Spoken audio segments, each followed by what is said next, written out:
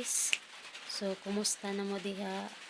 So sa mga subscriber o sa nang subscriber, so please subscribe dahil mas ako ang YouTube channel and click the notification button for the notification. So for this video diha guys is magluto ko og beans.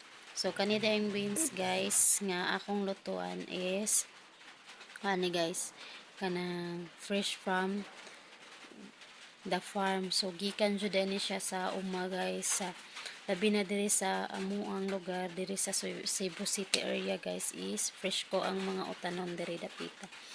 So karon de guys magsugod na ta og luto. So manalin ako limpyo ang beans guys. So karon de guys ako nang gihiwa og kani ako nang nagpasiga og tak-ang ko kahalin ako ng gilunod ang bombay awos o ang mantika o akong gimikos-mikos.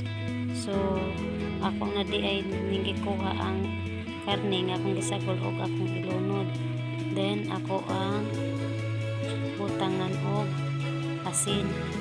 So karon day guys is ready na tong karne o ako nang gilunod ang beans. So karon day ako karon mikos guys og akong tabunan, and karon ako ng ukban para sa pag-update ani guys nga padong na siya maluto. So ako yung mikos og karon naluto na siya og giserve na ko. So ready to eat na guys ang ato ang beans.